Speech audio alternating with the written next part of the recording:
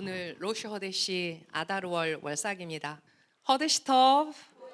네, 허데시톱. 네, 한 달에 한 번 하는 인사. 허데시톱. 기쁜 또 새 달이 시작되었습니다. 네, 아다르월입니다. 아다르, 우리가 일반적으로 아달이라고 말하거든요. 아달월 이렇게 하는데 실제로는 아달이 아니라 그대로 히브리어를 읽으면 아다르까지 읽으셔야 돼요. 그래서 아다르월 이렇게 읽으시면 되고, 지금 이거 그림 보시면 무엇이 생각나세요? 아, 맞아요. 푸림. 푸림을 나타내는 모든 상징 같은 것들이 다 있죠. 우리가 일반적으로 하만 타셴, 하만의 귀라고 하는데, 사실 유대인들도 이게 진짜 하만의 귀냐? 왜 이게 어쩌다 하만의 귀라고 불렀는지 모르겠다. 그래서 하만의 귀가 이렇게 삼각형처럼 뾰족했다더라. 이런 또 재미난 이야기가 있고, 또 우리가 그 옆에 보면 아마 글에 걸 거예요. 이게 어떨 때 사용되는지 아시죠? 우리가 이제 푸림에 그 에스더서를 읽잖아요. 근데 이제 에스더서를 읽을 때 우리 아마 다 같이 경험했을 거예요. 우리 왜 빈 깡통에다가 시끄러운 소리 내는, 그래서 하만의 이름이 나올 때마다 읽는 사람이 하만 하면은 이거를 막 돌려가지고 일종의 하만을 야유하는 이제 그런 이제 제스처를 하기 위해서, 또 이게 가면 무도회 같은 거를 해요. 그래서 꼭 그 아다르월에 이스라엘 예루살렘에 보면 정말 갖은 복장을 다 하고 그 예루살렘을 돌아다니는 그런 모습들을 볼 수 있거든요. 그래서 이제 푸림을 상징하는 그걸로 제가 아다르월을 준비했습니다. 네, 아다르월은 유대력으로 12번째 달입니다. 니산월부터 시작해서 이제 한 바퀴가 도는 거죠. 자, 아다르월은 유대 민족이 출애굽 전 이집트에서 보낸 마지막 달이에요.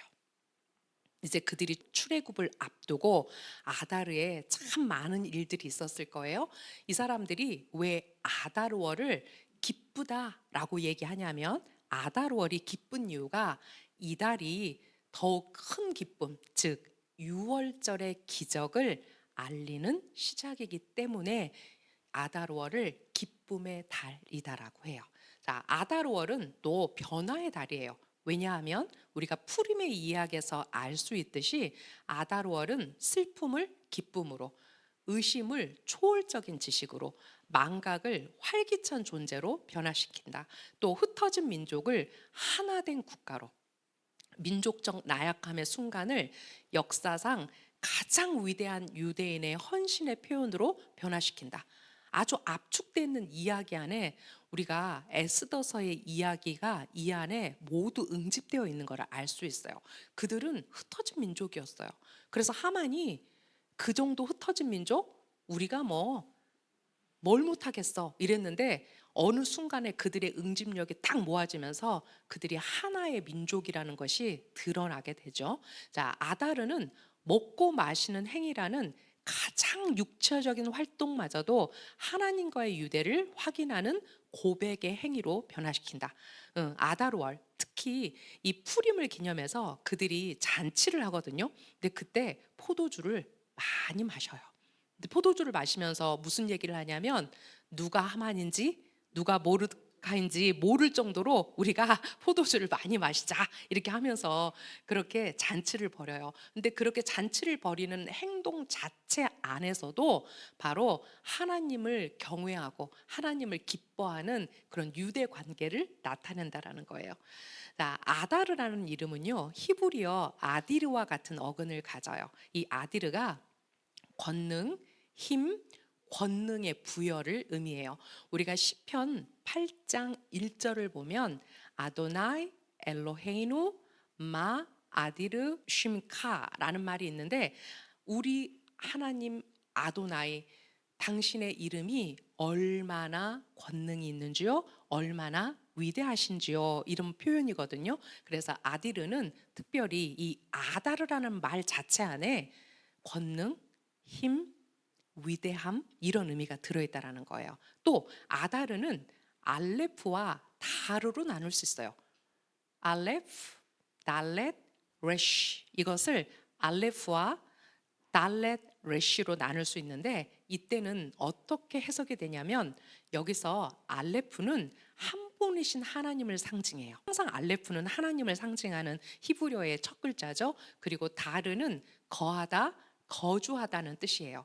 하나님께서는 세상을 창조하신 목적을 아래의 세계들 가운데 자신을 위한 거처를 마련하기 위함이라고 설명하세요. 아다르는 이 세계들 가운데 가장 낮은 차원을 대표하지만 바로 그곳이야말로 알레프이신 하나님께서 자신의 임재를 드러내고 거하시기를 갈망하는 자리라는 거예요. 이것을 가장 현실적으로 이루고자 했던 사람이 있어요. 바로 누구냐면 모세예요. 네, 모세는 아다르월 마지막 7일 동안 성막을 세우는 일을 7번이나 성막을 해체했다가 다시 세우는 작업을 했다라고 그랬어요. 그렇다면 성막이 아다르월 23일에 완공이 됐다라는 얘기죠. 자, 그러나 처음에는 성막 안에 쉐키나, 즉 하나님의 임재가 드러나지 않았답니다. 그래서 그는 성막을 계속해서 해체하고 다시 세우는 일을 반복했는데 마침내 마지막 날 쉐키나가 성막 안에 임했어요. 그리고 아다르의 이 마지막 7일 동안 모세가 성막을 세우는 이 과정은 쉐키나가 드러나지 않았던 7세대와 서로 대응된다라고 해요. 그러니까 왜 그 7번에 성막을 해체하고 세우는 일이 계속해서 반복이 됐냐면 그곳에 쉐키나의 임재가 드러나지 않았는데 그 이유가 뭐냐면 바로 쉐키나가 드러나지 않았던 7세대의 티쿤이었다라고 그들은 얘기해요. 자, 쉐키나가 드러나지 않았던 7세대는 아담의 범죄, 가인의 죄, 에노시 시대의 우상 숭배, 그리고 인간의 전면적 부패, 또 홍수 세대, 바벨 세대, 출애굽 이전의 영적 암흑을 나타내는데 이것을 그 7일 동안 모세가 그것을 티쿤하는 과정이었다고 유대인들이 말해요. 자, 하나님의 뜻은 이 세상 가운데 자신을 위한 거처를 두는 것이었고 그 목적은 바로 아다르의 끝자락에서 성취되었다. 이제 아다르월이 마감되는 이 7일에 그 모세의 이제 공로를 통해서 우리가 그 성막이 완성되는, 그래서 언제 완성이 되냐면 니산월 1일에 이제 성막이 완전히 세워지기까지 그것이 모세의 티쿰과 그의 공로로 인해서 세워졌다라고 합니다. 자, 베나퍼크 후 푸림과 관련된 아다르와 관련된 아주 유명한 히브리어예요. 여러분이 머릿속에 이 단어를 기억했으면 좋겠어요. 베나퍼크 후.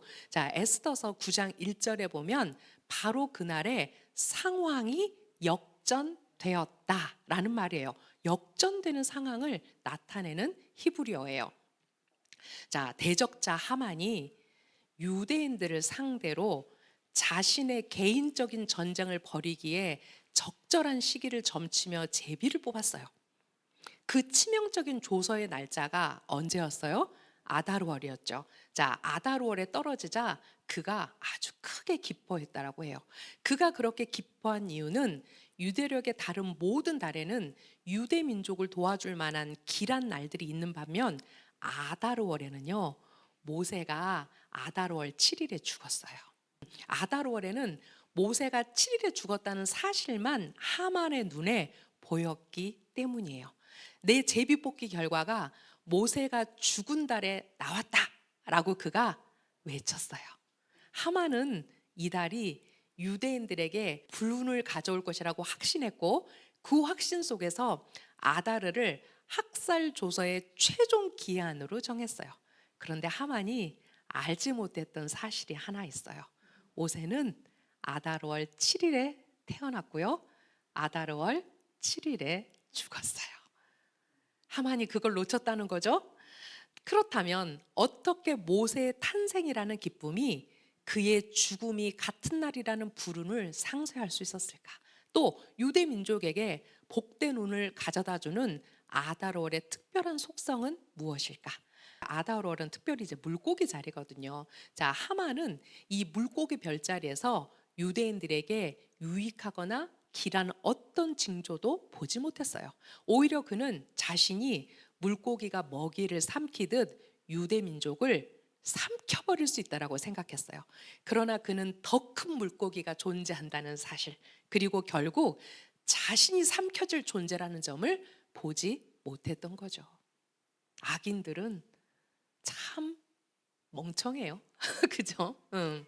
지존자이신 하나님을 인식하지 못한다면 그것처럼 불행한 일이 어디 있을까요? 하만이 그런 존재였다는 거죠.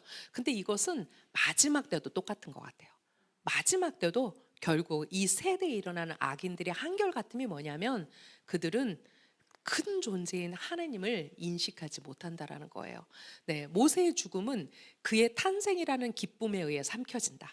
왜냐하면 탄생의 기쁨이 애도의 슬픔보다 훨씬 크기 때문이다.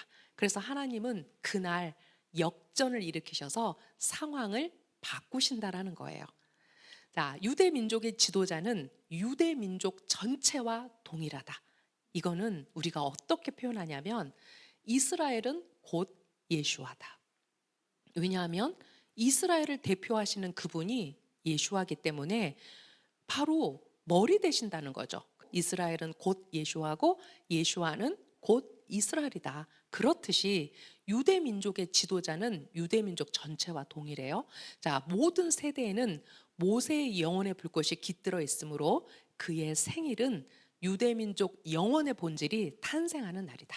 이것이 바로 아다르월에 유대 민족의 축복이 더욱 강하게 나타나는 이유이다. 모세의 죽음으로 인해 아다르가 유대 민족에게 불운의 달이 될 것이라는 하만의 착각은 오히려 유대인들에게 유익이 되었다. 그는 결국 유대 민족에게 가장 강력한 마잘이 작동하는 달의 조서를 정해버린 것이다.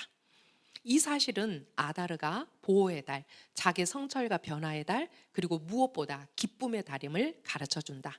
베나포크라는 표현은 아다르월의 에너지와 연결되는 핵심 열쇠다. 네, 이제 이것이 이스라엘뿐만 아니라 정말 전 세계적으로 특별히 먼저는 이스라엘에게 또 우리나라 대한민국에게도 이런 이제 역전이 이루어지는 그 날들이 되었으면 좋겠어요. 또 특별히 이제 아다르월에 많은 변화들이 저는 있을 거라고 생각을 해요. 네, 우리가 또 그런 마음으로 이 아다르월의 에너지를 가지고 우리가 먼저는 이스라엘을 위해서 또 우리 대한민국을 위해서 함께 기도하는 그런 아다르월이 되었으면 좋겠습니다. 네, 자, 내가 아말렉과 더불어 대대로 싸우리라. 누가 이렇게 말씀하셨어요? 아도나이께서. 이오드의 바보의 우리의 아도나이께서 내가 아말렉과 더불어 대대로 싸우리라. 이것은 하나님의 약속이기 때문에 그 하나님을 대적했던 그 아말렉의 그 영이 완전히 소멸할 때까지 하나님이 싸우시겠다라는 약속이에요. 하만과 모르드게의 갈등이 푸림의 기적을 가져왔는데 그 갈등은 수세기 전에 일어난 사건들의 뿌리를 두고 있다. 유대인들이 이집트를 떠날 때 아말렉은 그들을 공격한 첫 번째 민족이었다.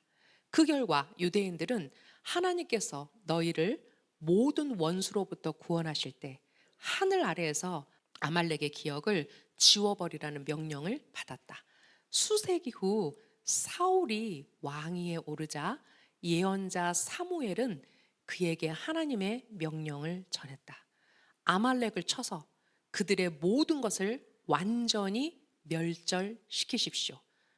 그러나 사울은 하나님의 명령을 받았음에도 불구하고 백성을 두려워하여 아말렉 왕 아각을 살려두었어요. 근데 이 불순종이 결국 자신의 폐위를 가져왔고 이스라엘 역사에 지속적인 영적 균열을 남겼다라는 거예요. 미드라시에 따르면 사무엘이 아각을 죽이기 전날 그 하룻밤에 아각은 한 여인과 관계하여 그 후손 가운데 훗날 하만이 태어났다고 전해진다.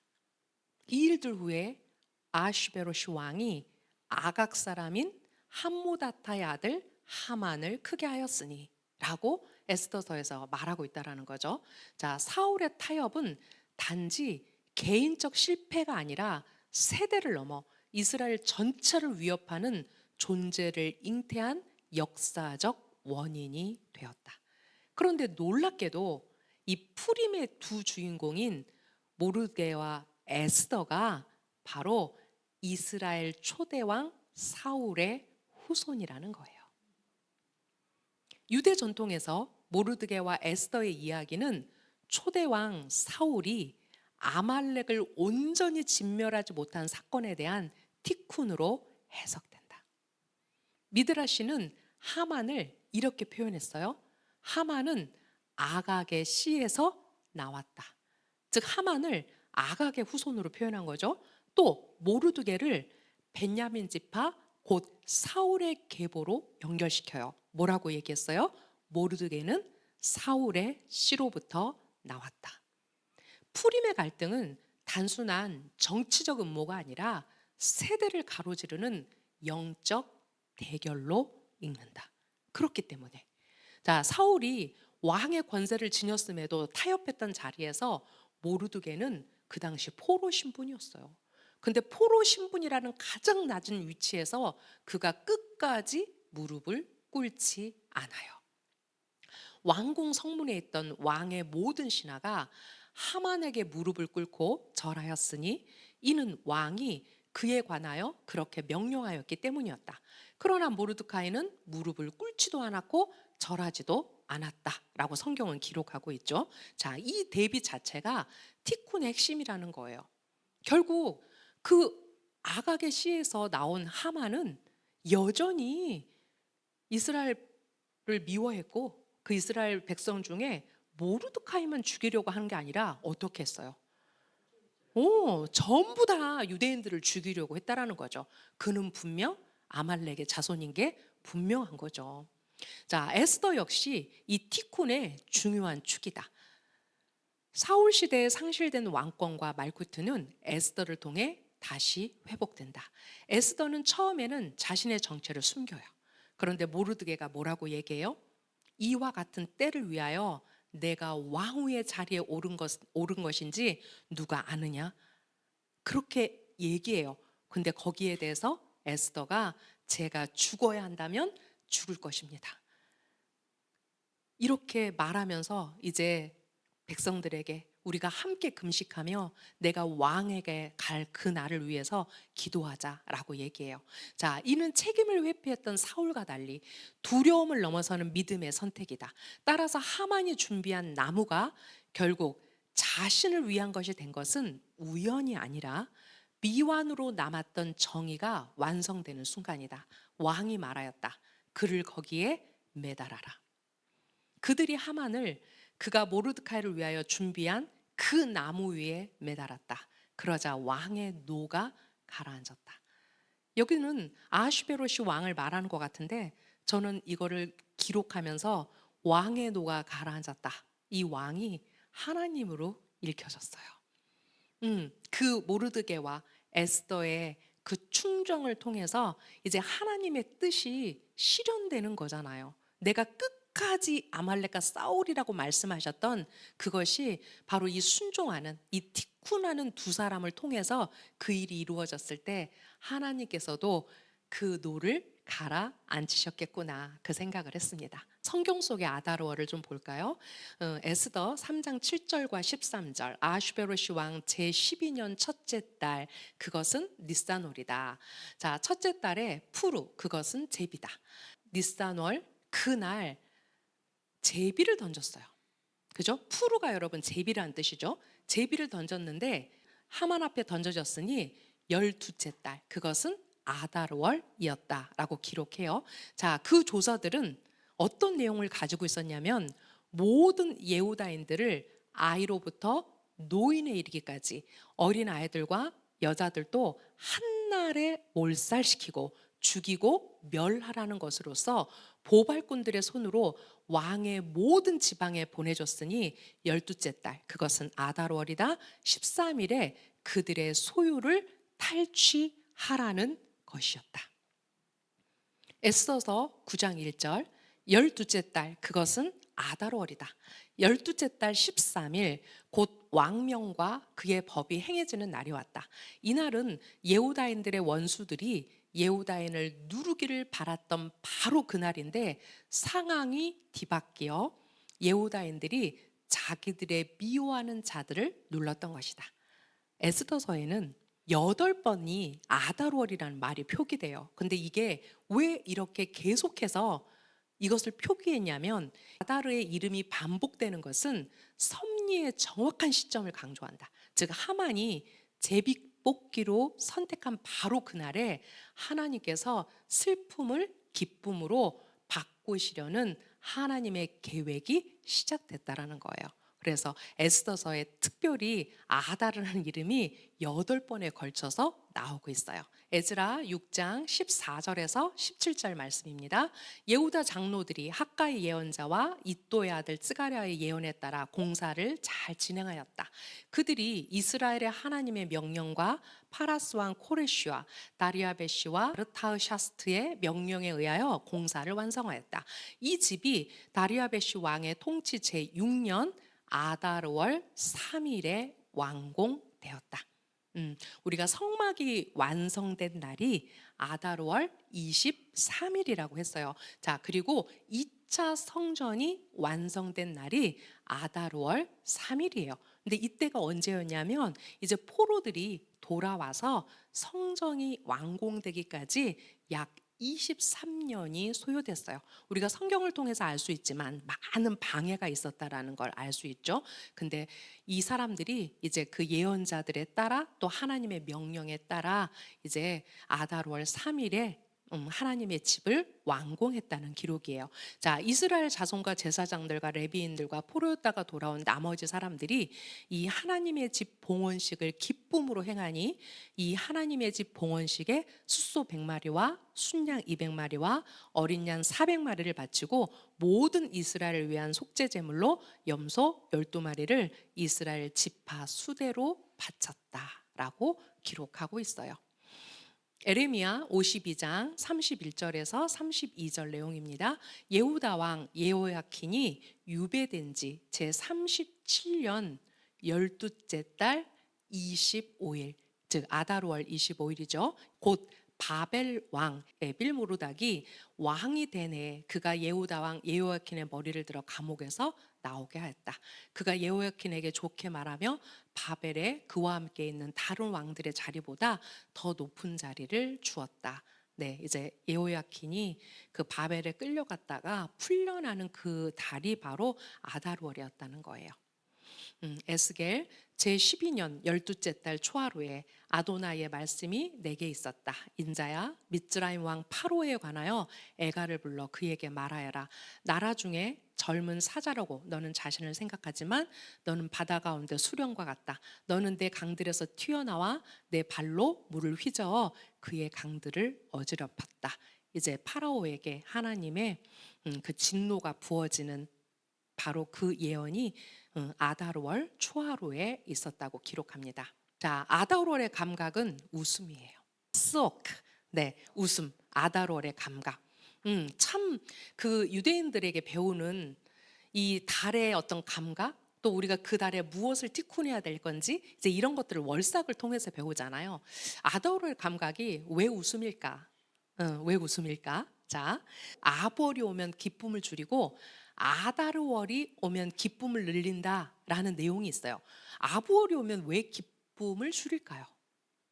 아부월은 특별히 1차 성전이 또 2차 성전이 아부월 9일에 무너졌죠. 그래서 그들은 그 성전이 무너진 것을 슬퍼하면서 아부월이 오면 기쁨을 줄인다 이렇게 표현하고요. 또 상대적으로 아달이 오면 기쁨을 늘린다라고 표현을 해요. 자, 이 말은 이 달의 감각이 곧 웃음과 정확히 일치한다는 것을 우리가 알 수 있는데 아달은 한 해의 마지막 달로서 웃음이 넘쳐나는 달이다. 자, 완성에 이르렀다는 감각 자체가 기쁨을 낳기 때문이다. 유대력에서 마지막 달인 아달은 우리에게 흩어져 있던 모든 끝자락을 묶고 자, 이게 어떤 표현이냐면 이제 니산월부터 한 바퀴를 돌아서 마지막 12번째 달이 왔잖아요. 마치 첫째 달과 12번째 달이 서로 한 자락으로 묶이는 그런 이제 의미를 주는 거예요. 모든 끝자락을 묶고 좌절과 우울로 향할 수 있는 모든 가능성을 기쁨으로 뒤집을 기회를 준다. 그래서 유대인들이 너무 그들의 어떤 이 아드러워를 기뻐하는 게요. 전쟁 중에도 그랬어요. 그 전쟁의 상황에서도요, 그들은 푸림에 그들의 기쁨을 최대한 표현하기 위해서 우리가 비록 지금 이 상황임에도 불구하고 아다리 월에 오면 어떻게 한다고요? 기쁨을 늘려야 된다. 그래야 하나님께서 지금 아무 일도 안 하는 것처럼 느껴지지만 그 하나님의 보이지 않는 손을 그들이 기뻐하는 달이었다라는 거예요. 자, 끝에 이르러서야 우리는 앞에서 이해되지 않던 조각들을 하나의 이야기로 묶을 수 있다. 그래서 아마도 이런 이유로 에슈에트 하일, 그 현숙한 여인에 관한 이야기가 나오잖아요. 근데 전도서 31장 25절에 이 얘기가 있어요. 힘과 아름다움이 그녀의 옷이니 그녀는 훗날 웃을 것이다. 아다르는 바로 그 마지막 달, 곧 완성의 순간으로서 기쁨과 웃음을 가져오는 달이며 마지막에 웃는 자가 가장 오래 웃는다. 마지막 때 웃는 자가 진짜 승리하는 자다. 이렇게 얘기하잖아요. 네, 마지막에 웃는 자가 가장 오래 웃는다는 말이 그대로 드러나는 때다.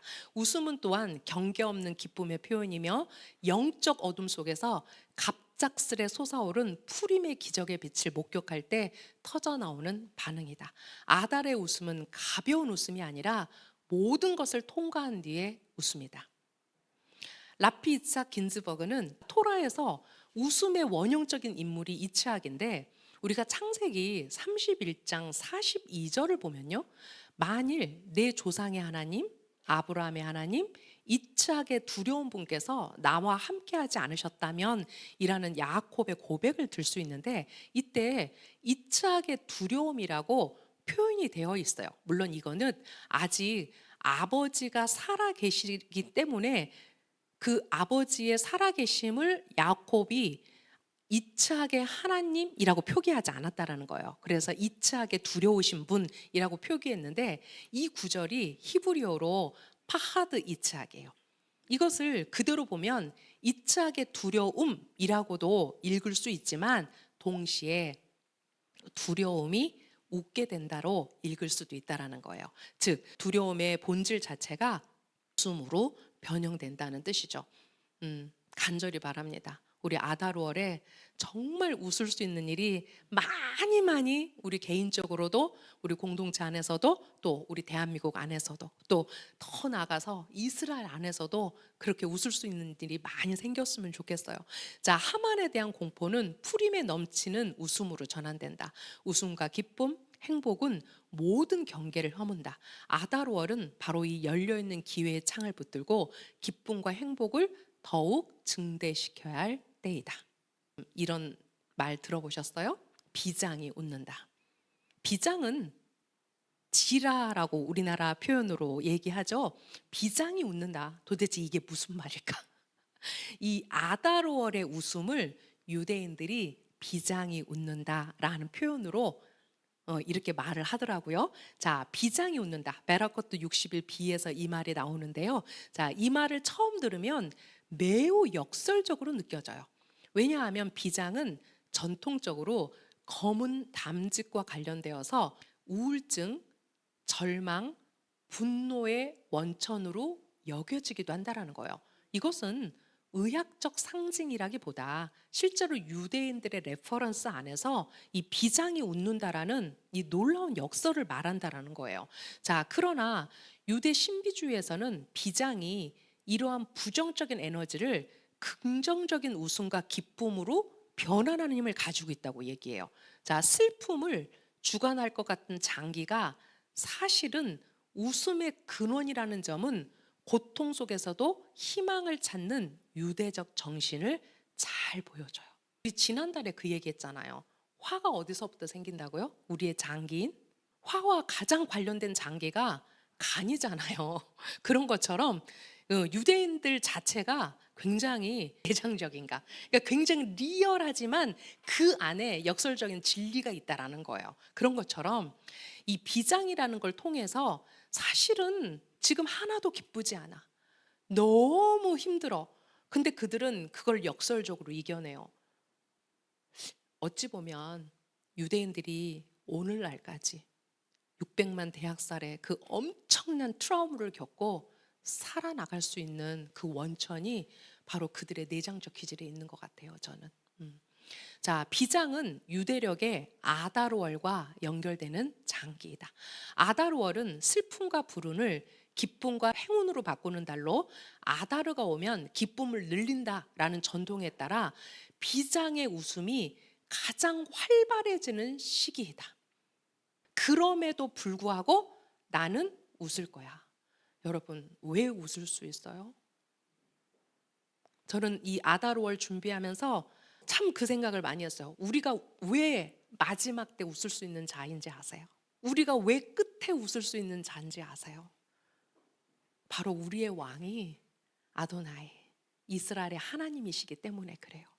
정말 그분이 우리의 하나님이시고 그분이 이 마지막 때 그 악인들을 멸하고 악인들을 부수고 이기실 거라는 걸 우리가 알기 때문에 그렇잖아요. 네. 자, 아다르와 푸림에 나타나는 모든 현상은 본질적으로 역설적이며 존재 자체가 뒤바뀌는 실존적 변형의 상태를 드러낸다. 따라서 비장이 웃는다는 것은 단순히 가벼운 웃음이 아니라 삶의 부조리와 악을 극복했을 때 나오는 근원적인 기쁨을 의미한다. 이것이 바로 푸림의 구조다. 참 놀라운 것은 그 이스라엘의 역사 안에서 그 어떤 역사가 가졌던 이런 역사적인 어떤 하나님의 메시지들이 있어요. 근데 푸림이 바로 그 하만의 그 악을 멸하는 그 에너지로 가득 찬 달이라는 거예요. 자, 죽음의 선고가 사라졌기 때문이 아니라 죽음의 위협 한가운데서 삶이 선택되었기 때문에 웃음이 터진다. 여러분, 우리가 에스더서 이제 푸림에 우리 다 같이 모여서 읽겠지만 아하슈베로시 왕이 어떻게 했어요? 그 하만의 모든 적나라한 사실이 다 드러났을 때 그가 인장을 찍어서 지방에 보냈나요? 그러지 않았어요. 유대인들 스스로 파바를 띄웠어요. 각 공동체마다 파바를 띄웠어요. 그것은 죽음의 선고가 사라졌기 때문이 아니에요. 죽음의 위협 가운데 그들이 뭐를 선택했어요? 삶을 선택했기 때문이에요. 자, 웃음은 바로 악을 이겨냈다라는 표현이다. 우리의 의지력을 강화할 때 우리는 악을 극복할 수 있으며 그 과정에서 온전함에 이르게 된다. 이런 완전성에 자신의 노력으로 도달하는 것이야말로 가장 깊고 큰 기쁨을 낳는다. 그때 우리의 입에는 웃음이 가득 찰 것이다. 이 말씀은 경계 없는 궁극의 기쁨, 한계가 없는 행복의 최종적 표현을 가리킨다. 근데 여기까지만 보면 우리가 그냥 웃는 거야? 그냥 기뻐하는 거야? 밑도 끝도 없이 어떻게? 이렇게 질문할 수 있잖아요. 자, 그들은 푸림을 축하하는 방법을 통해서 이 기쁨을 배가 되게 해요. 특별히 푸림에 이 사람들이 가난한 자들에게 선물을 줘요. 우리 에스더서 9장 22절에 보면 어떤 내용이 나와 있냐면 예후다인들은 그들의 원수들로부터 벗어나 쉬는 날들과 그들에게서 슬픔에서 기쁨으로 애곡에서 경축일로 바뀐 달 그 날들을 잔치와 기쁨의 날들로 삼아서 서로 먹는 선물을 주고 궁핍한 자들에게 선물을 주었다라고 에스더가 기록하고 있거든요. 유대인들이 뭐라고 얘기하냐면 진정한 기쁨이 배가 되는 것은 바로 가난한 자들에게 선물을 주는 것이다. 자, 푸림은 이 민족이 멸망의 위기에서 구원받은 날을 기념하는 절기이며 그 기쁨이 공동체 전체에 흘러가도록 가난한 자들과 나누는 것이 핵심 요소로 포함되었다. 그래서 최소 두 명에게 돈이나 음식을 주고 이것이 무엇을 의미하냐면 이것이 공동체적 기쁨이다. 가난한 자가 그날 선물을 받음으로써 그 공동체적 기쁨 안으로 들어온다라는 거죠. 자, 이것은 그 기쁨을 나누는 언약적 행위이며 자비의 실천이다. 근데 참 놀랍지 않으세요? 이것이 정말 그 에스더 당시에 정해진 율례인데 이것을 21세기 유대인들이 지금도 그대로 말씀을 근거로 이거를 한다라는 얘기예요. 자, 또 하나는 친구나 이웃에게 음식 선물을 보낸다. 미슈로아의 마노트. 자, 최소한 한 사람에게 바로 먹을 수 있는 음식, 빵과 과자, 그리고 과일과 음료 이런 것들을 두 가지 이상의 음식을 보낸다라는 거예요. 자, 근데 이 안에도 뭐가 있냐면 공동체의 연합을 강화하고 형제 사랑의 구체적인 실천을 나타낸다. 그러니까 이렇게 가난한 자들에게 주는 선물을 통해서 또 내 이웃이나 내 친구에게 그들이 먹을 수 있는 두 가지 음식을 서로 나누는 행위를 통해서 우리가 진정한 기쁨이 배가 되는 것을 누린다라고 얘기해요. 그러니까 실질적인 행동을 통해서 그 공동체적 기쁨 안에 그 소외된 그 사람이 들어오도록 그렇게 하는 그거를 통해서 기쁨을 누릴 수 있다라는 거예요. 네, 우리도 그 이 푸림의 기쁨을 배가 되게 하는 그 기쁨 안으로 한번 들어가 보자고요. 네, 푸림에 또 뭘 하냐면요, 푸림의 축제에 식사를 해요. 이게 세우다트 푸림이라는 말인데 이 세우다트 푸림은 푸림의 잔치라는 뜻이에요. 자, 푸림절 당일에 베푸는 의무적인 축제 식사를 말해요. 근데 이것은 단순히 먹고 마시는 그런 단순한 파티가 아니라 그들이 하나님의 구원을 기뻐하며 공동체와 함께 나눈 밑지바예요. 그 푸림의 잔치가 밑지바로서 행해진다라는 거예요. 평소보다 풍성한 음식과 음료를 준비하고 전통적으로 포도주를 마시며 구원을 몸으로 기념한다. 자, 포도주를 어느 만큼 마신다고요? 누가 하만인지 누가 모르드게인지 모를 만큼 마신다. 그래서 그래요.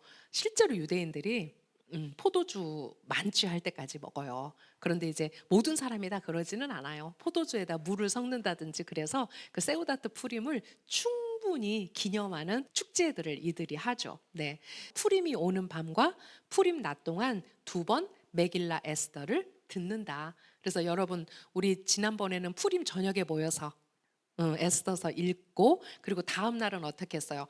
유대인 랍비가 읽는 에스더서를 전부 다 여러분이 집에서 들으셨죠? 네, 그런 것처럼 놀라운 것은 읽는다가 아니라 듣는다. 네, 듣는다. 그래서 올해도 우리가 푸림에 이렇게 에스더서를 들을 거예요. 네, 아다롤의 지파는 납달리예요. 자, 납달리에 대한 얘기가 창세기 30장 8절에 나와요. 라헬이 말하였다. 내가 내 언니와 결혼 하나님의 경쟁에서도 이겼다. 그래서 그녀는 그 아이의 이름을 납탈리라고 불렀다. 납탈리의 형이 단이잖아요. 그죠? 그리고 이제 납탈리를 낳죠. 네, 누가 낳았어요? 빌하가 낳죠. 여종이 낳죠.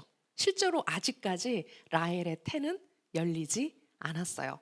근데 이거를 가만히 읽으면 라헬이 어떤 마음으로 나프탈리의 이름을 지었을까라는 그 의미가 참 이렇게 되게 마음 아프게 저는 와닿았어요. 근데 이것을 요나단 탈굼에서는 이렇게 해석했어요. 라헬이 말하였다. 하나님의 씨름들로 내가 내 자매와 씨름하였고 또한 내가 이겼다. 그래서 그의 이름을 나프탈리라 불렀다라고 표현했는데 이 안에 들어있는 히브리어가 실제로는 이 의미들이 더 정확하게 번역할 수 있는 이름들이에요. 자, 하나님의 씨름들이라는 표현이 나프톨레이 엘로힘이에요. 하나님과의 큰 씨름, 하나님 앞에서의 씨름. 라헬이 레아는 아들들을 순풍순풍 낳아요. 그래 자기의 태가 열리지 않았단 말이에요. 그래서 자기의 여종을 통해서 지금 단을 낳았고 하나님이 심판하셨다라는 이름으로 그 아들의 이름을 단이라고 했죠. 자, 그리고 이제 또 아들을 하나 더 낳았는데 그것을 뭐라고 표현하냐면 하나님과의 큰 씨름을 통해서 내가 내 자매와 씨름하였고, 이 씨름이라는 표현이 뭐예요? 히브리어로 보면 나프탈티예요. 자, 그래서 그의 이름을 나의 경쟁, 나의 씨름이라는 뜻인 나프탈리라고 불렀다. 이렇게 표현했어요. 자, 라쉬가 이것을 어떻게 주석했냐면 나는 전능하신 분께 나의 자매와 동등해지기를 완고하고 끈질기게 간청했다. 그리고 그분은 나의 끈질긴 요구에 응답하셨다라고 표현했어요. 그런데 이게 단순히 자식을 낳는 문제가 아니에요. 이것은 그 하나님 왕국에 또 그 남편의 씨 안에서 그 세워질 장차 이루어질 하나님의 왕국에 대한 그들의 열망을 표현한다라는 거예요. 네. 자, 나프탈리는 풀리 남사스입니다. 아름다운 말들을 한다라고 야곱이 창세기 49장 21절에서 그 아들을 이렇게 축복했어요. 자, 유대 전통은 나프탈리가 사슴처럼 날렵했다고 전한다. 이 얘기 되게 재밌는 얘기인데요. 이게 요나단 탈구미에 이렇게 나와요. 자, 형제들이 요셉이 살아있다는 기쁜 소식을 가지고 이집트에서 돌아왔을 때 나프탈리가 아버지 야곱에게 가장 먼저 달려가 그 좋은 소식을 전했다. 이렇게 기록했어요. 그리고 수년 후 야곱의 시신이 이집트에서 막벨라 굴에 묻히기 위해 옮겨졌을 때 에서가 뭐라고 주장하자면 그 마지막 남은 빈 매장지가 자신의 것이라고 주장해요. 그러면서 그 야곱의 시신이 그 막벨라 굴에 묻히는 것을 허락하지 않았어요. 이에 나프탈리는 재빨리 이집트로 달려가 에서가 야곱에게 그 매장지를 팔았다는 내용이 명확하게 적힌 매매 계약서를 가져왔대요. 그가 입술을 열어 이스라엘 회중에게 소식을 전하자 그의 입술에서 적과 꿀이 나왔다라고 말해요. 또 신명기 33장 23절은 모셰가 나프탈리를 이제 축복하는 내용이죠. 자, 나프탈리를 위하여 그가 말하였다. 나프탈리는 은총으로 만족하고 아도나의 복으로 가득하여 서쪽과 남쪽을 그가 차지할 것이다. 이제 여호수아와 함께 가나안 땅에 들어가서 나프탈리가 차지할 땅에 대한 그 이야기를 모세가 축복으로 하고 있다라는 거예요. 자, 라쉬는 이 구절을 나프탈리 지파가 약속의 땅 중 매우 풍요롭고 하나님의 축복이 가득한 일부를 상속하게 될 것이라는 의미로 설명했다. 실제로 나프탈리 지파가 이스라엘 땅에서 차지하게 된 땅은 킨네렛 호수 서쪽과 남쪽의 비옥한 골짜기였다. 바로 갈릴리 호수. 실제로 갈릴리 쪽으로 가다 보면 그 땅 자체가 너무너무 비옥하잖아요. 그래서 이 땅은 어떤 땅이냐면 이 땅에서 수확한 첫 열매, 그 비쿠림을 성전에 가져와 하나님께 감사 제물로 바쳤어요. 그게 바로 언제였어요? 니산월, 초실절에 그 갈릴리 땅에서 첫 번째로 드려진 그 보리 이삭을 가져다가 어떻게 했어요? 그것을 요제로 흔들어서 하나님께 성전에서 예배로 드렸죠. 그게 바로 갈릴리의 소산, 나프탈리의 땅의 소산이었다라는 거예요. 네. 자, 단 진영은 다른 모든 진영의 낙오자들을 모으는 것이었다. 우리가 지금 이제 예후다 지파를 기점으로 해가지고 지파별로 이동을 했어요. 그리고 마지막 지파가 단의 깃발 아래 모여진 아쉐르와 납달리 지파예요.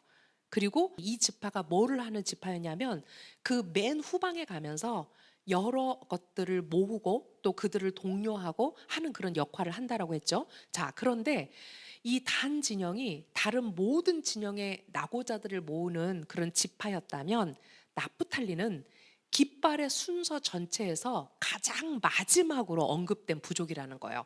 그렇단 얘기는 이 나프탈리가 단 진영의 낙오자가 있었다면 그들까지 모으는 후방 부대였을 것이다 라고 얘기해요.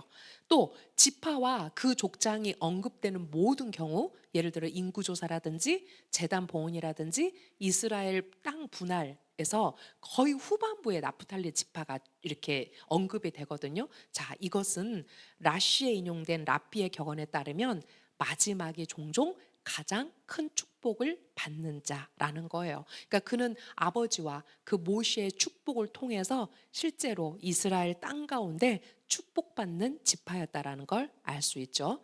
자, 그렇다면 왜 이 나프탈리 지파가 아다롤과 같이 가는 걸까? 왜 아다롤의 지파가 나프탈리일까? 자, 나프탈리라는 이름이 두 단어로 나누어 읽을 수 있어요. 자, 이 히브리어를 보시면 네페트 리라고 앞에 나프트까지를 네페트 리 이렇게 읽을 수 있잖아요. 그러면 이게 무슨 뜻이냐면 나에게는 달콤함이다 이런 뜻이래요. 자, 유대 전통에서 나프탈리는 벌집에서 떨어지는 꿀의 달콤함과 연결되며 이는 토라의 달콤함, 하나님의 말씀의 기쁨을 상징한다. 아다르월은 아다르가 오면 기쁨을 더한다는 가르침처럼 슬픔이 기쁨으로 뒤집히는 달이다. 자, 푸림의 전환. 우리 아까 푸림의 전환 앞에서 읽어봤죠? 베나포크 후. 자, 이 푸림의 전환은 쓴 운명이 달게 변화되는 영적 역설을 보여준다. 그러므로 납탈리의 달콤함과 아다리의 기쁨은 심판이 자비와 긍휼로 변하는 하나님의 역사 안에서 서로 깊이 맞닿아 있다. 네, 이 나프탈리의 이름 안에 있는 궁극적 기쁨, 그 꿀의 달콤함처럼 그 달콤함이 이 아다르의 실제적으로 하나님의 역전을 나타내는 그 표현으로 나타날 수 있다라고 유대인들이 이야기합니다. 자, 푸림에 포도주를 마시는 밑집안은 이성을 초월한 알 수 없는 머리의 경제에 이르기 위함인데, 이에 대해 랍비들은 이렇게 말한다. 사람은 푸림에 저주를 받은 하만과 복되신 모르드게를 구분하지 못할 때까지 기뻐해야 한다. 이것이 바로 나프탈리의 차원에서 드러나는 기쁨과 웃음, 곧 무슨 뜻이라고요? 나에게는 달콤함이 있다라는 상태의 표현이다라고 말합니다. 아다루얼의 히브리어는 쿠프예요. 쿠프는 히브리어 알파벳의 19번째 글자예요. 그리고 게마트리아가 100이에요. 이 쿠프가 원숭이라는 단어와 연결됐기 때문에 원숭이, 모방, 그리고 쿠프가 바늘귀의 모양을 닮았어요. 그리고 수평선 위에 있는 해를 나타내는 그 처음 초기의 모양이 이렇게 수평선에 해가 걸려 있는 모양에서 쿠프가 시작다라고 얘기를 해요. 쿠프는 히브리어 알파벳 중 유일하게 글자의 다리 부분이 기준선 아래로 내려가는 글자예요. 글자선이 아래로 뻗어 있는 것은 세상의 낮고 좁은 곳으로 임하는 하나님의 거룩함을 상징한다. 이 달의 글자인 쿠프의 형태는 기적의 달인 니사놀의 글자인 헤이와 닮아 있지만 쿠프의 다리는 기준선 아래로 길게 내려와 있다. 이는 이 달이 하나님의 창조를 완성하고 인간의 노력을 통해 그 능력을 아래 세계로 확장할 수 있는 힘을 지녔음을 가리킨다. 기준선 아래로 내려오는 쿠프의 다리는 아래 세계에 마련되는 하나님의 거처를 상징하며 우리가 스스로 낮아져 모든 우울과 슬픔을 순수한 기쁨으로 변화시키는 일을 통해 그 거처가 실현됨을 보여준다. 우리가 아까 아다르를 두 개의 글자로 나누면 알레프와 다르로 나눌 수 있다라고 그랬죠? 근데 이 알레프와 다르가 바로 하나님께서 이 세상에 거주하시는 그걸 뜻한다고 그랬어요. 그런 것처럼 이 쿠프라는 단어가 이 기준선 아래로 내려오는 그것이 바로 아래 세계에 마련되는 하나님의 거처를 상징하기도 한다. 이 쿠프는요, 유대인들의 해석에 극과 극을 달려요. 어떤 의미는 쿠프를 굉장히 좋은 의미로 해석하기도 하고요. 쿠프를 굉장히 절대적인 어떤 부정적인 의미로도 해석하기도 하더라고요. 랍비 전통에서 쿠프는 거룩함의 첫 글자예요. 우리 거룩함이 카도시죠. 카도시가 쿠프로 시작하죠. 자, 랍비 전통에서 쿠프는 거룩함의 첫 글자이면서 동시에 코프. 아까 이 쿠프가 원숭이라는 의미도 갖는다고 그랬어요. 근데 이 원숭이가 코프예요. 자, 원숭이는 모방이죠. 그래서 이 쿠프가 거룩과 모방 사이의 긴장을 상징하는 문자로 해석해요. 거룩과 모방. 완전히 반대 의미예요. 자, 그 모양이 아래로 길게 내려오는 형태를 지닌 것은 거룩이 낮은 자리까지 내려오는 모습, 곧 하강을 통한 상승을 암시한다고 해석해요. 동시에 쿠프는 겉모습만 흉내내는 위선의 위험도 내포해요. 진짜와 가짜의 경계에 서 있는 글자로 여겨져요. 자, 이러한 이중성은 가명과 숨김 속에서 하나님의 섭리가 드러나는 아다로와 푸림의 영성과 깊이 맞닿아 있다. 결국 쿠프는 숨겨진 속에서 거룩이 드러나고 낮아짐 속에서 기쁨이 솟아나는 역전의 신비를 상징하는 문자이다. 쿠프는 또 케두샤와 클리파라는 단어의 첫 글자예요. 아리잘에 따르면 창조 초기에 아담의 범죄로 인해서 그릇이 깨졌어요. 그리고 그 깨어진 그릇로 인해서 거룩한 불꽃들이 사방으로 나눠졌다고 하죠. 그런데 이 거룩한 빛의 불꽃들이 세상의 껍질인 그 클리파 속에 흩어졌어요. 따라서 인간의 사명은 계명과 선한 행위, 올바른 의도를 통해 이 불꽃을 추출하고 정화하는 거예요.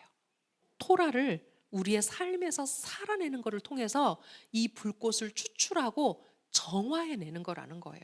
평생의 싸움이죠. 바울은 죽기까지 싸우라고 그랬어요. 그만큼 우리가 클리파를 벗겨내는 게 쉽지 않다. 여전히 우리의 삶 안에서 반복되지만 우리가 그 껍질들을 깨고 계속해서 불꽃들을 추출해내는 거죠. 거룩함과 클리파가 같은 글자로 시작하는 것은 동일한 에너지가 어느 방향으로 사용되느냐에 따라서 이것이 거룩이 되기도 하고 껍질이 되기도 함을 상징한다는 거예요. 자, 아다르의 과업은 바로 그 에너지를 정화해서 방향을 바꾸는 것으로 불순한 껍질 속에 갇힌 거룩함의 불꽃들을 끊임없이 추출하여 거룩함으로 변화시키는 것이다. 네, 우리에게 주시는 아다르의 과업이에요. 우리가 여전히 그 클리파 안에 우리는 하나님의 거룩한 불꽃들을 가지고 있어요. 그렇다면 이 아다르월에 우리가 계명의 준수를 통해서 또 우리의 선한 행실을 통해서 이것들을 계속해서 거룩함으로 이끌어내는 것이 우리의 몫이라는 거예요. 네, 이것이 쿠프가 우리에게 주는 아다르의 교훈인 거죠. 아다르월의 역사. 도대체 아다르월에는 무슨 일이 있었을까? 아다르월 1일에 흑암 재앙이 있었어요. 왜냐하면 아다르는 이제 그들이 출애굽을 하는 마지막 달이었거든요. 이 재앙은 출애굽 6주 전인 아달월 1일에 시작되었다. 모세가 하늘로 손을 뻗으니 미tz라임 온 땅에 캄캄한 어둠이 3일 동안 있었다라고 성경은 기록합니다.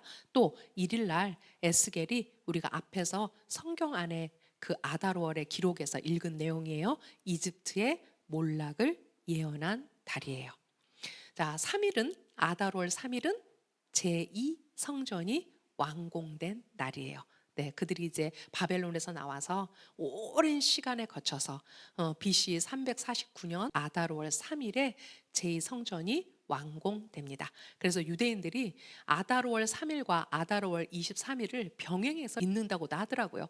자, 그리고 4일 날 아달월 4일에 프랑스 혁명군의 로마 점령과 로마 공화국 수립으로 로마의 개토가 폐지되고 이제 유대인들에게 자유를 부여한 날이에요. 하지만 유대인들이 거주의 자유, 이동의 자유를 얻었지만 이 폐지가 교황청 복귀와 함께 일시적 조치에 그쳤고 1870년이 돼서야 이제 영구적으로 로마에서 개토가 폐지되는 그 일이 있었다고 합니다.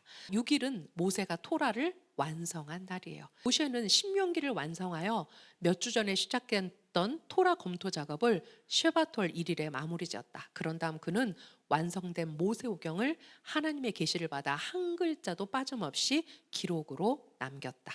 그리고 똑같은 아다르월 6일 1482년에 온켈로스와 라쉬의 주석이 포함된 토라 초판본이 출판이 돼요.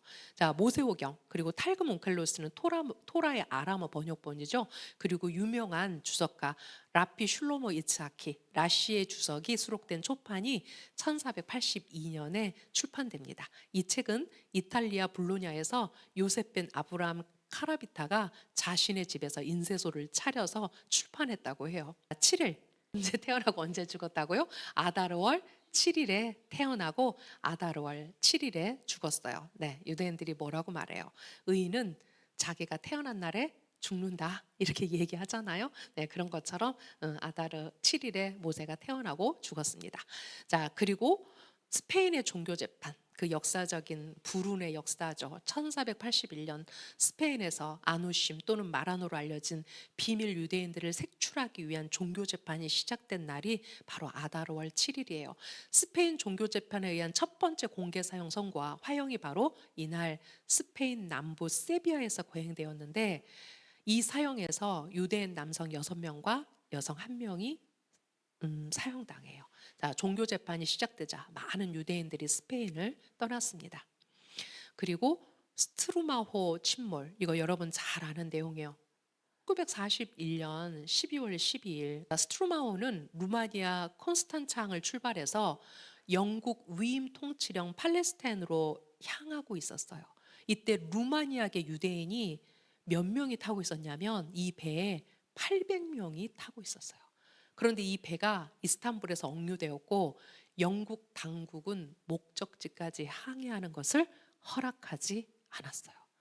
그리고 결국 1942년 2월 23일 터키 당국은 배를 흑해로 예인했고 엔진 고장으로 표류하던 배는 다음날 소련 잠수함의 공격으로 침몰했다. 이 끔찍한 참사에서 단 한 명의 승객만이 살아남았다. 이거는 역사적인 불운의 역사지만 이거를 통해서 하나님의 그 홀이 영국에서 떠나게 되는 그 여러 불운의 역사 중에 하나죠. 자, 그리고 12일은 헤롯이 성전을 봉헌한 날이에요. 두 번째 성전이 황폐해지자 헤롯 1세는 성전을 재건하고 보수하자는 아이디어를 냈다. 많은 유대인들이 헤롯의 의도를 경계했지만 보수 공사는 8년 후에 완료되었다. 모든 어떤 성전들이 전부 다 아다르월과 연관되어 있는 걸 알 수 있죠. 자, 12일 부에노스아이레스 주재 이스라엘 대사관 폭격. 1992년 3월 17일 오후 폭발물을 실은 픽업 트랙이 이스라엘 대사관 정문으로 돌진하여 폭발했다. 대사관과 인근의 카톨릭 교회 학교 건물이 파괴되었으며 이 폭발로 29명이 사망하고 242명이 부상당했다. 아르헨티나 상원은 매년 3월 17일을 테러 희생자를 추모하는 기념일로 지정했다. 그리고 14일은 우리가 에스더서의 내용을 통해서 알고 있는 것처럼 푸림의 승리를 기념하는 날입니다. 아더월 13일 유대인을 말살하려는 자들에게 맞서 제국 전역에서 전투가 벌어졌고 하만의 10 아들도 이때 죽었다. 14에서 15일에 열린 푸림 축제는 하만의 모든 음모로부터 유대 민족이 구원받는 것을 기념하는 축제이다. 역사를 보면 아달월이 굉장히 그 유대인들을 멸하려는 그 에너지도 강하고 또 그걸 통해서 하나님의 역전의 역사도 강하고 모두 다 볼 수 있어요. 14일 제1차 걸프전이 종결됩니다. 1990년 8월 2일 사담 후세인이 이끄는 이라크군은 쿠웨이트를 점령했다. 5주간의 치열한 전투 끝에 연합군은 쿠웨이트를 해방하는 데 성공했고 1991년 2월 28일 푸림 명절에 맞춰 휴전이 선언되었다. 사담 후세인이 이스라엘에 화학탄을 투하하겠다고 위협했음에도 불구하고 이때 메나헴 멘델 슈네르스 납비는 이스라엘 땅은 세상에서 가장 안전한 곳이라고 단언하며 푸림 축제까지 전쟁이 끝날 것이라고 예언했다. 네, 제발 아달월에 이런 또 놀라운 역사가 반복되기를. 지금 이스라엘이 물론 가장 안전한 땅이에요. 가서 보면 이스라엘은 어찌나 평안한지. 사실 전쟁이 끝나지 않은 상황에서도 제가 다녀왔잖아요. 이스라엘은 정말 안전한 땅이에요. 근데 그 안전함이 정말 일촉즉발의 그 위험으로 변할 수 있는 상황들, 그리고 또 이란의 위협, 이런 것들이 정말 이 아달월에 그 하나님의 정말 역사를 통해서 바뀌어지는 그런 아달월이 되었으면 좋겠습니다.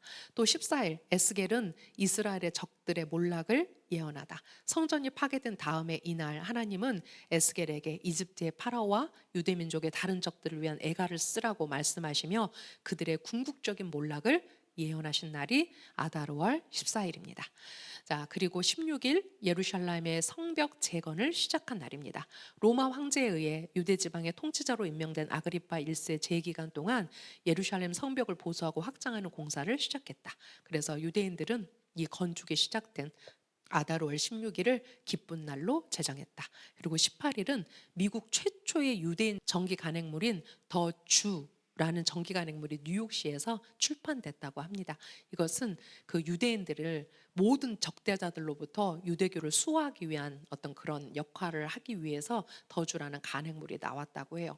자, 19일 이스라엘이 엔게디를 확보했어요. 독립전쟁 후에 많은 땅을 확보하잖아요. 1949년 3월 20일 사해 서쪽 해안에 위치한 엔게디를 확보한 날입니다. 자, 22일 유대인을 구한 지진이라는 사건이 있었어요. 자, 로마 교회와 정부가 1430년 3월 6일 수요일을 로마에 거주하던 모든 유대인들이 개종하지 않으면 죽임을 당해야 하는 날로 정했어요. 그날 로마에 큰 지진이 일어나서 이 칙령을 구상하고 주도했던 여러 대주교들과 사제들이 목숨을 잃었어요. 자, 지진 이후 교황 마르티노 5세는 그 명령을 공식적으로 철회했다고 합니다. 네, 그리고 23일 성막이 건립된 날이죠. 그리고 7일간의 훈련이 있었어요. 아다르월 23일부터 29일까지 성막은 매일 아침 세워지고 저녁에 해체되었다. 모세는 대제사장으로서 아론과 그의 네 아들을 제사장으로 임명했고 여덟째 날 니산월 1일에 성막은 영구적으로 세워졌다. 자, 24일 블러드 라이블 아다르월 24일 러시아 차르 알렉산드르 1세는 6월절 맞자를 만들기 위해 유대인들이 기독교 어린이들을 살해해 그 피를 사용한다는 악명 높은 혐의, 즉 이것이 블러드 라이블이에요. 자, 블러드 라이블이 거짓임을 공식적으로 선언했다. 이 거짓 고발로 인해 수세기 동안 수천 명의 유대인들이 학살당했다. 그럼에도 불구하고 거의 100년이 지난 뒤 키예프에서 멘델 베일리스에게 이 혐의가 다시 공식적으로 제기되기도 했다고 합니다. 이것이 이제 거짓으로 선언된 날이 아다르월 24일입니다. 자, 그리고 시드기야가 아다르월 27일에 죽었더라고요. 시드기야는 바빌로니아 왕궁 감옥에서 느부갓네살이 죽을 때까지 눈이 먼 차로 갇혀 있었죠. 왜냐하면 이미 바벨론에 끌려가기 전에 어떻게 했어요?